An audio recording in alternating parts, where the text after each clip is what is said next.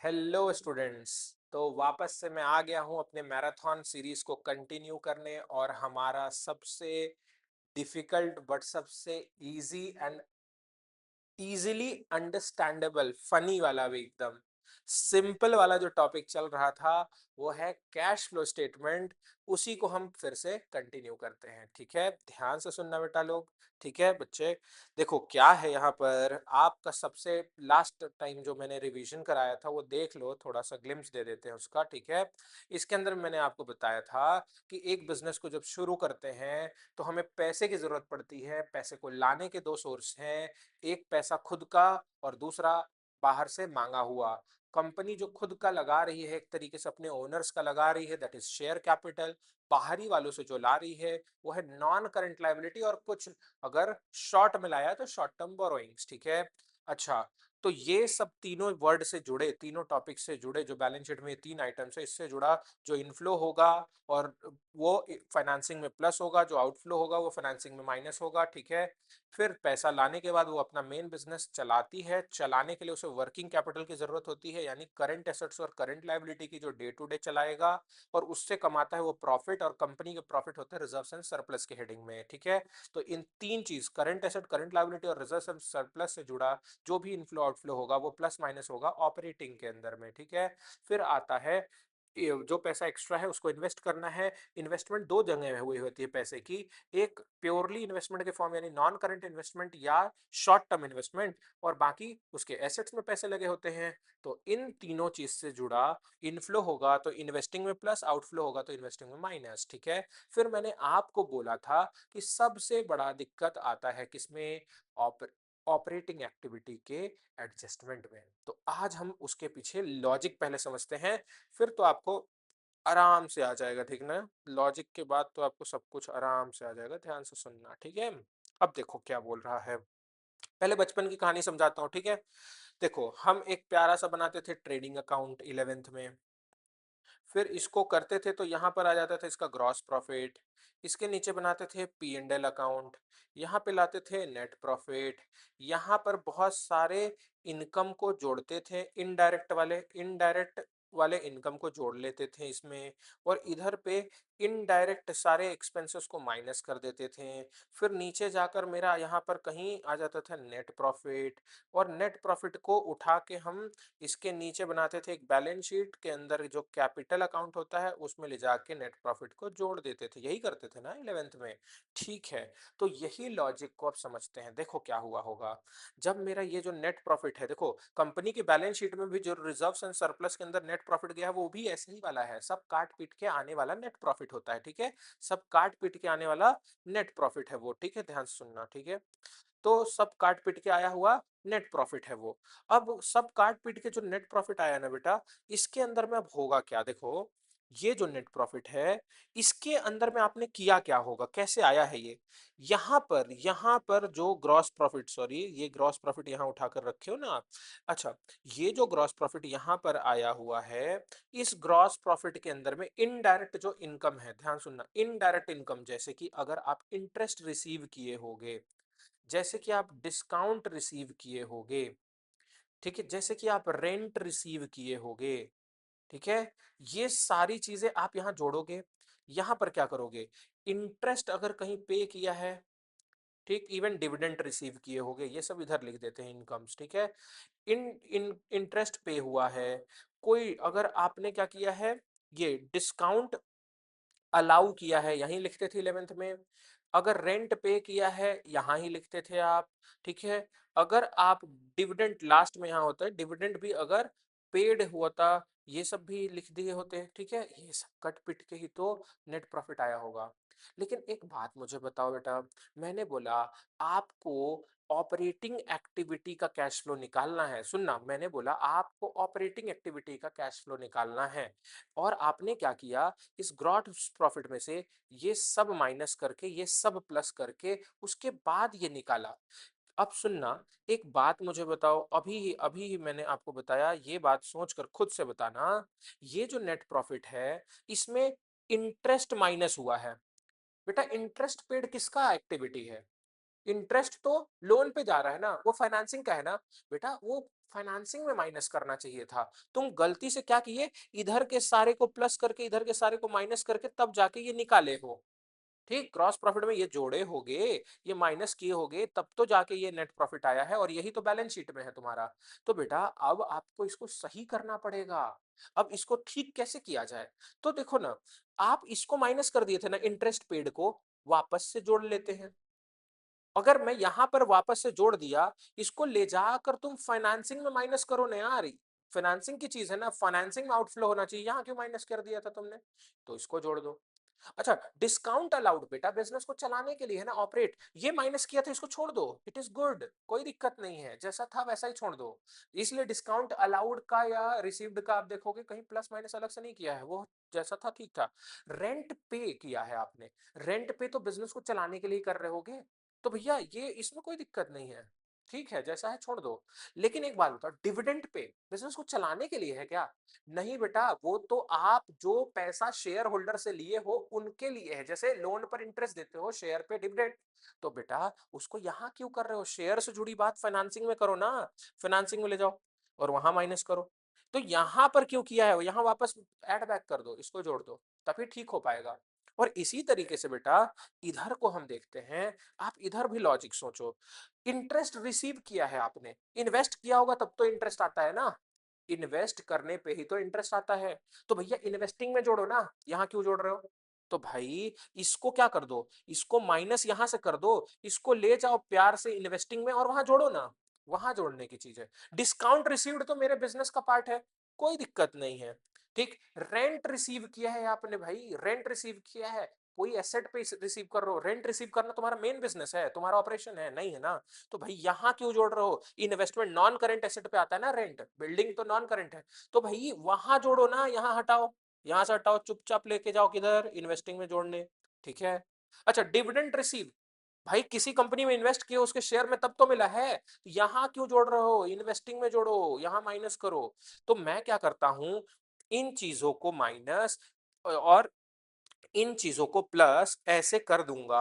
ऐसे और भी चीजें हैं, जैसे कि एग्जांपल समझो, डेप्रिसिएशन बेटा, यहां पर तुम टू डेप्रिसिएशन लिखते हो ना, ध्यान सुनना, यहां पर आप क्या करते हो, टू डेप्रिसिएशन लिख देते हो ना, टू डेप्रिसिएशन। ठीक है, ध्यान सुनना, देखो क्या मैं बोलने जा रहा हूं, यहां तुम लिखते हो टू डेप्रिसिएशन। डेप्रिसिएशन किस पे लगता है? नॉन करंट एसेट पे ना, फिक्स एसेट पे लगता है ना, करंट एसेट पे नहीं। नॉन करंट एसेट की बात कहां करनी चाहिए तुमको? इन्वेस्टिंग में ना। बेटा यहां पर तुमने क्यों माइनस किया? गलत बात है, जोड़ो इसको, सही करो, ये यहां पर नहीं होना चाहिए। लेकिन अब सुनना, अब सुनना, ये इन्वेस्टिंग का पार्ट है, तो इन्वेस्टिंग में क्या माइनस करूं? सुनना, अभी अभी सुनना, मैं जा रहा था इन्वेस्टिंग में माइनस करने, माइनस करने, माइनस करने, ठीक है, और बोला डेप्रिसिएशन पे तो मुझे याद आया कैश फ्लो होता ही नहीं है। डेप्रिसिएशन पे अलग से पैसा तो कहीं बाहर आउटफ्लो होता ही नहीं है। डेप्रिसिएशन सिर्फ एसेट की वैल्यू गिरती है, उसके लिए किसी को पैसा थोड़ी, पेमेंट थोड़ी करना पड़ता है। मैं बोला अरे यार, ऑपरेटिंग से तो हटाना ठीक था, क्योंकि वो ऑपरेटिंग का नहीं इन्वेस्टिंग का पार्ट था, इन्वेस्टिंग में आया तो आउटफ्लो नहीं हुआ है, तो माइनस करने की जरूरत नहीं पड़ी, तो छोड़ दिया। पैसा जाता तो माइनस करना पड़ता। ठीक है। अच्छा, इसी तरीके से आप ये समझना, गुडविल की बात करते हैं बेटा, गुडविल भी एक नॉन करंट एसेट है, आपको पता है ना, फिक्स एसेट इनटेंजिबल एसेट है ना। ठीक है, अब सुनना, गुडविल बेटा अगर बेचूं मैं, सुनना, गुडविल अगर मैं बेचूं तो इन्वेस्टमेंट से जुड़ी बात है, तो इन्वेस्टिंग में प्लस माइनस होना चाहिए ना। तो हम किसके अंदर, ऑपरेटिंग में उसको ट्रीट नहीं करेंगे, उसको इन्वेस्टिंग के प्लस करेंगे, ठीक है। लेकिन कई बार गुडविल सेल नहीं होता। अक्सर जब आप गुडविल घटता है तो हम उसको अज्यूम ही कर लेते हैं, until unless it is specifically said कि सेल हुआ है। सेल होगा बेटा, इन्वेस्टिंग में ले जाके प्लस करो। लेकिन राइट ऑफ हुआ है, सुनना, राइट ऑफ हुआ है, यानी गुडविल, कोई एसेट गायब हो गया, ऐसे सोचो कोई एसेट गायब हो गया तो तुमको क्या हो जाएगा? लॉस, झटका लगेगा। अब सुनना, सारे लॉसेस को भी तो मैं यही लिखता हूं ना बेटा, यहां पे ही तो लिखता हूं, टू लॉस ऑन सेल। तो ऐसे ही सोचो, गुडविल रिटर्न ऑफ भी यही लिखा होगा। तो एक बात मुझे लॉजिकली बताओ, यहां पर अगर मैं उसको माइनस कर दिया हूंगा, क्या ये सही बात है? गुडविल नॉन करंट एसेट है तो इन्वेस्टिंग के अंदर बात करनी चाहिए ना। तो यहां पर वापस जोड़ लेते हैं गुडविल रिटर्न ऑफ को, इसको जोड़ दो, ठीक है। और इसको उठा के पटक के कहां ले जाओ, इसको उठा के ले जा रहे थे आप इन्वेस्टिंग में, फिर गुडविल राइट ऑफ को आप इन्वेस्टिंग में माइनस करने वाले थे, तब तक दिमाग में आया, अरे पैसा तो गया ही नहीं, पैसा तो बिल्कुल नहीं गया, क्योंकि गुडविल राइट ऑफ का मतलब क्या, गुडविल पहले किताब में लिखा हुआ था, उसको मिटा दिया, नहीं अब कोई गुडविल नहीं है। तो मिटाने का पैसा चला गया क्या? नहीं गया ना।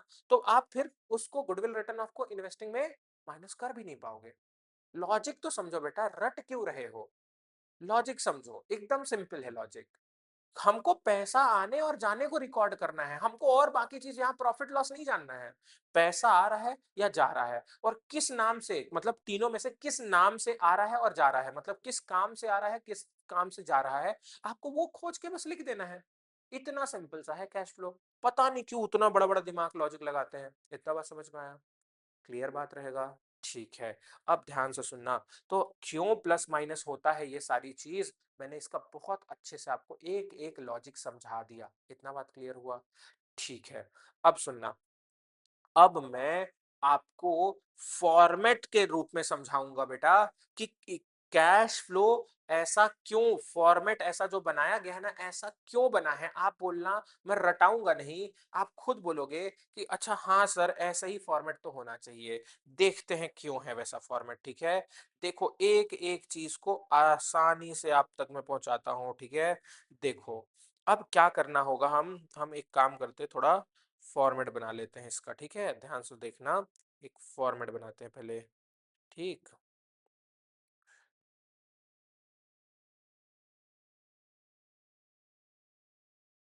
थोड़ा सा पहले लाइन खींच लूँ फिर अच्छे से समझा देता हूँ आपको। ठीक है,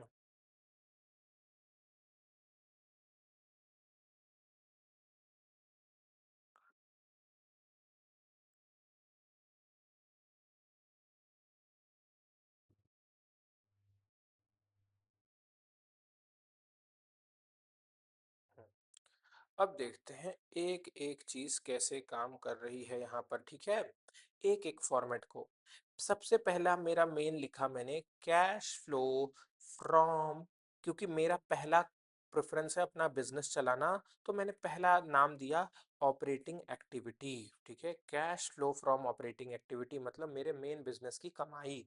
ठीक है, सुनो, मैंने सब काट पीट के नेट प्रॉफिट लिखा था, ध्यान सुनना। बैलेंस शीट से उठाकर मैंने बोला नेट प्रॉफिट बिफोर, मतलब ये सब ना, ध्यान सुनना, एक्स्ट्रा ऑर्डिनरी आइटम्स। ठीक है, नेट प्रॉफिट बिफोर, ऐसे लिख दे रहा हूं, टैक्स एंड एक्स्ट्राऑर्डिनरी आइटम। ये क्या है एक्चुअली, ये लाइन आप यहां पर लिख रहे हो, लॉजिकली सुनना। मैं जो नेट प्रॉफिट कैलकुलेट किया हूं, सुनना लॉजिक ऐसे देखो, मैं जो नेट प्रॉफिट कैलकुलेट किया हूं, मैं इस लाइन को अभी समझाऊंगा ना, यहां पर लिखने से ज्यादा अच्छा मैं आपको इसको लास्ट में ऐसे देखो दिखाऊंगा, तब आपको समझ में आएगा इसके पीछे क्या फंडा चल रहा है। ठीक है, सुनना, एक एक चीज आपको समझाता हूँ कि ये क्या वर्ड कहाँ पर एक्चुअली यूज होना चाहिए। ठीक है, ओहो,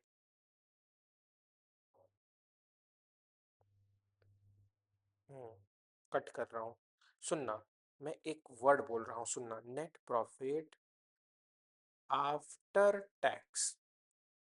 हमारे बैलेंस शीट में जो हमारे दिया होता है वो तो आफ्टर होता है, इस आफ्टर को बिफोर बनाते हैं पहले, ध्यान सुनना, बिफोर बनाते हैं पहले। ठीक है, इसके अंदर में तीन चार चीजें जो कट गई हैं उसको वापस जोड़ देते हैं, तो ये बिफोर टैक्स हो जाएगा।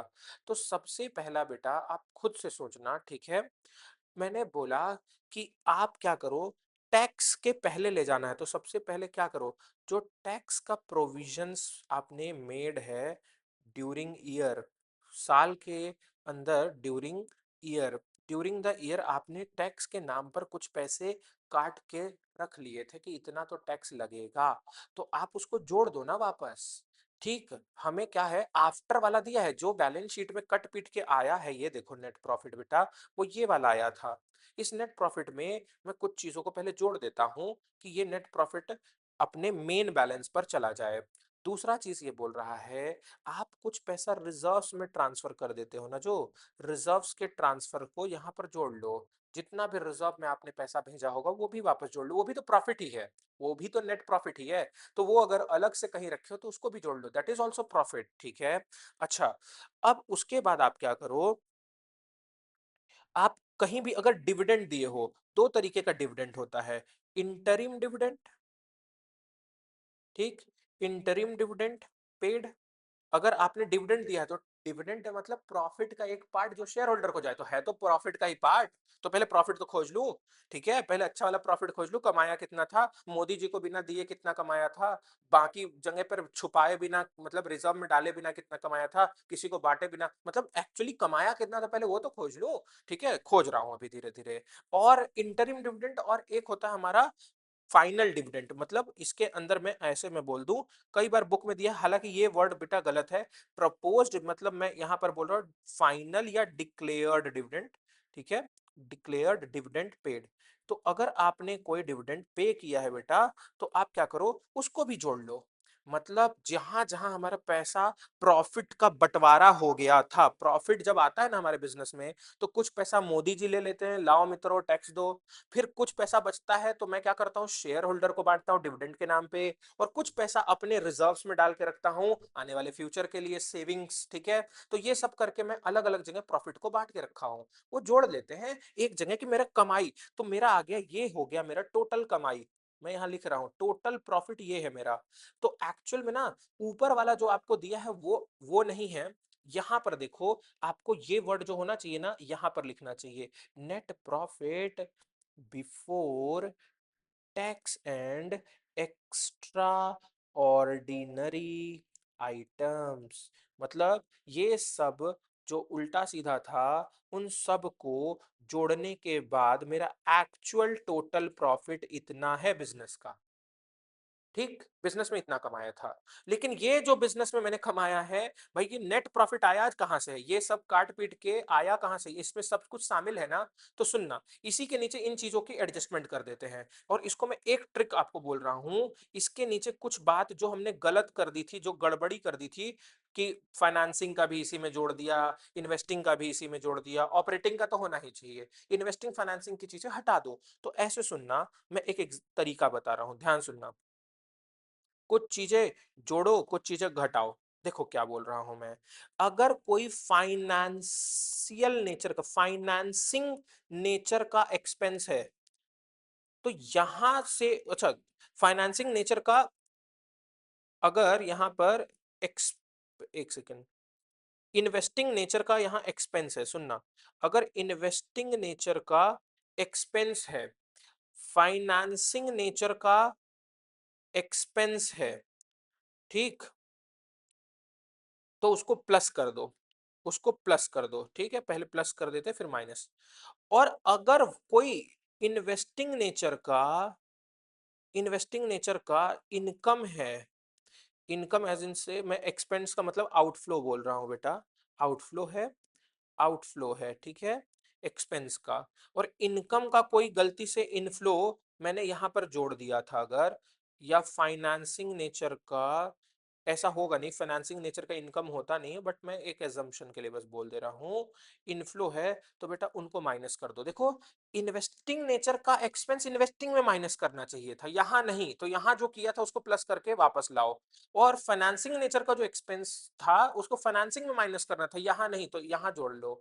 और इन्वेस्टिंग नेचर का जो इनकम था बेटा, उसको इन्वेस्टिंग में प्लस करना चाहिए था, यहां प्लस क्यों किया है, यहां से हटाओ तो माइनस कर दो।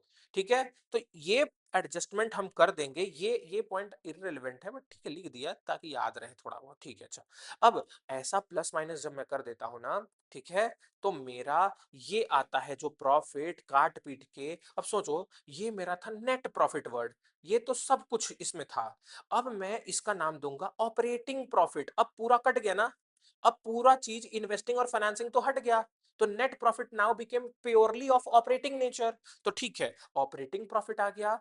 अब लेकिन इसमें कुछ चीजें बच गई बिफोर, ध्यान सुनना बेटा, working capital changes, before working capital changes बेटा। अब देखो देखो देखो देखो देखो, मैंने बोला था आपको कि भाई हमारे ऑपरेटिंग एक्टिविटी में तीन बातें जाती हैं, रिजर्व सरप्लस यानी प्रॉफिट की बात जाती है, करंट एसेट और करंट लायबिलिटी यानी वर्किंग कैपिटल की भी तो बात जाती है।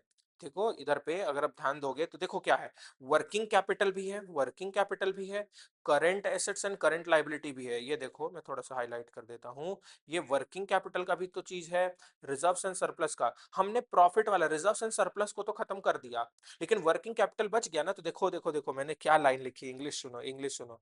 ये बोल रहा है बिफोर वर्किंग कैपिटल चेंजेस, मतलब अभी ये जो प्रॉफिट ऑपरेटिंग नेचर का है इसमें वर्किंग कैपिटल की कोई चेंजेस रिकॉर्ड नहीं हुए हैं, तो लेट्स रिकॉर्ड देम। ठीक है, लेट्स रिकॉर्ड देम। ऐड, जो भी इनफ्लोज होंगे किससे जुड़े, current asset and current liability से जुड़े, current asset and current liability से जुड़े जो भी इनफ्लो होंगे जोड़ दो, और जो भी आउटफ्लोज होंगे, ठीक है रुक जाओ, इनफ्लो में ऐसा क्यों कर रहा हूं भाई, हाँ देखो जो भी इनफ्लो होंगे उसको जोड़ दो, जो भी आउटफ्लो होंगे बेटा उसको क्या कर दो, माइनस कर दो। जो भी आउटफ्लो होंगे, आउटफ्लो सीए और सीएल से जुड़े वो माइनस कर दो, ठीक है, वो माइनस कर दो। तो इस तरीके से आप प्लस माइनस कर दोगे, ठीक है, तो इसके बाद ये क्या हो जाएगा बेटा, ये आ जाएगा हमारा प्रॉफिट बिफोर टैक्स, ठीक है, या ऑपरेटिंग प्रॉफिट बिफोर टैक्स। और इसमें से मैं माइनस कर देता हूं जो टैक्स मेरे को ड्यूरिंग द ईयर पे करना पड़ा, tax paid during the year, tax tax paid during the year, ठीक है, ये माइनस कर दूंगा।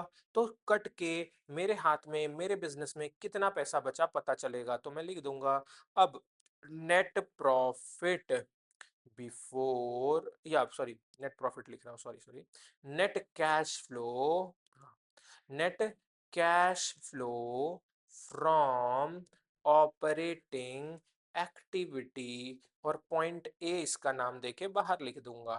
ठीक, ये मेरा ऑपरेटिंग एक्टिविटी से आया हुआ पैसा है। इतना बात समझ में आया? ओके, अब आते हैं हमारा फाइनेंसिंग इन्वेस्टिंग एक्टिविटी। तो मैं हेडिंग डाल देता हूँ cash flow from investing activity, ठीक है, इन्वेस्टिंग एक्टिविटी का कर लेते हैं, ठीक है, cash flow from investing activity. बेटा देखो cash flow from investing activity कैसे लिखते हैं, देखो अभी इसमें कोई भी इनफ्लो होगा, ठीक है, किससे, फ्रॉम, तीन चीजें बोला था, non current asset, non current investment, short term investment, ठीक है, और उसको जोड़ लेंगे। कोई भी आउटफ्लो होगा किससे, from non current asset, non current investment and short term investment, उसको माइनस कर देंगे, तो हमारा सीधा सीधा आ जाएगा cash flow from investing activity. इतना बात समझ में आया? प्लस माइनस करके लिख दिया। फिर आता है बेटा हमारा तीसरा रूल, ध्यान समझना, तीसरा वाला, ठीक है, तीसरा heading cash flow from financing activity, ठीक है।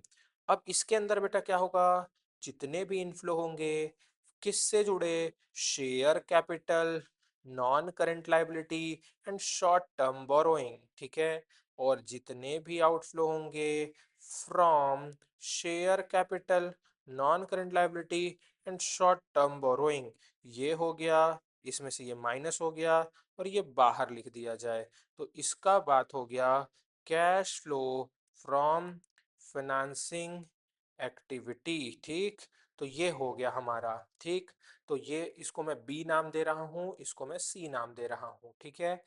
तो इससे जुड़ा आप प्लस माइनस कर दिए, तीनों एक्टिविटी का आ गया, तो मैं इससे एक देखो क्या कंक्लूजन निकालूंगा, लॉजिक देखो। मैं बोल रहा हूँ कि मेरा इन ऑपरेटिंग से ये पैसा आया, इन्वेस्टिंग से ये पैसा आया, फाइनेंसिंग से ये पैसा आया, तो मैं टोटल जोड़कर देख लेता हूं। मैं इसको लिखूंगा कि मेरा cash and cash equivalent during the year कितना हुआ, ड्यूरिंग द ईयर कितना अर्न हुआ। तो मैं बोलूंगा ना ए प्लस बी प्लस सी, इनको जोड़कर मैं ये बोल सकता हूँ ना, ए प्लस बी प्लस सी को जोड़कर मैं ये बोल सकता हूँ ना बेटा कि इतना ही तो हमारा पैसा आया टोटल, इतना ही तो पैसा आया। तो मैं यहाँ पर इन तीनों का प्लस माइनस करके यहाँ पर लिख दिया करूंगा। अच्छा, उसके बाद मैं बोला अगर मेरे को ड्यूरिंग द ईयर इतनी कमाई हुई, तो अगर मेरे ओपनिंग, सुनना, cash and cash equivalent at beginning of the year, साल के शुरू में, मतलब इसका ओपनिंग बैलेंस जोड़ दूं इसमें, तो बेटा मेरा इक्वल टू क्या आना चाहिए, cash and cash equivalent at end of the year, साल के अंत में क्लोजिंग बैलेंस आना चाहिए कि नहीं। तो यही तो ये भी बोल रहा है कि भाई जब मैं ड्यूरिंग द ईयर में ओपनिंग को जोड़ देता हूं, ड्यूरिंग द ईयर में ओपनिंग को जोड़ देता हूं, तो मेरा क्लोजिंग बैलेंस आ जाना चाहिए। अगर नहीं आ रहा है तो मतलब आप समझो कि आपका अकाउंटेंट कुछ पैसे घपलेबाजी कर रहा है, या आपके कुछ पैसे कहीं गुम गए हैं, चोरी हो गए हैं, या कहीं ना कहीं आप अपनी अकाउंटिंग में कोई ना कोई ट्रांजैक्शन को मिस कर रहे हो जिसमें पैसा आया या गया है, ठीक है। तो इस चीज को ट्रैक किया जा सकता है कि मेरा ड्यूरिंग द ईयर को जब मैं ओपनिंग से जोड़ूं तो क्लोजिंग ही आना चाहिए। नहीं आ रहा है बेटा तो कहीं ना कहीं झोल है। इस बात को समझे बेटा। एक एक चीज मैंने लॉजिक से आपको बताई। अब नेक्स्ट क्लास में हम क्या करेंगे, सुनना। इसका फॉर्मेट मैंने आपको रटने नहीं बोला, मैं ये बता रहा हूं कि ऐसे ही क्यों हुआ, कि भाई सबसे पहले मुझे क्या करना होगा, मेरा जो मेरे बैलेंस शीट में प्रॉफिट दिया हुआ है उसको उठा के, वो तो काट पीट के आया हुआ है प्रॉफिट, बटा हुआ प्रॉफिट है, मैं बटा हुआ जिस जिस नाम से बांटा है, जैसे कुछ मोदी जी को दिया है, कुछ शेयर होल्डर को दिया है, कुछ रिजर्व्स में रखा हुआ है, सब जोड़ लिया मैंने, और उससे मैंने अपना मेन प्रॉफिट बना लिया, ठीक है। उसके बाद मैंने एडजस्टमेंट्स किए बेटा, उसके बाद मैंने एडजस्टमेंट किए, क्या किया मैंने उसमें, इन्वेस्टिंग और फाइनेंसिंग नेचर की जो भी एक्सपेंसेस जिससे मेरा आउटफ्लो हो रहा था, जो गलती से मैंने यहां पर माइनस कर दिया था बेटा, उनको अब वापस से प्लस कर लिया, और जो गलती से प्लस कर दिया था बेटा यहां पर जबकि इन्वेस्टिंग फाइनेंसिंग के थे, तो अब उसको माइनस करके अपना प्योर ऑपरेटिंग प्रॉफिट खोजा। उसमें मेरे को मेरे वर्किंग कैपिटल भी ऑपरेटिंग का पार्ट है, तो उनसे जुड़े इनफ्लो आउटफ्लो को जोड़ा, तो मेरा जो प्रॉफिट आया वो टैक्स काटने के पहले का आया।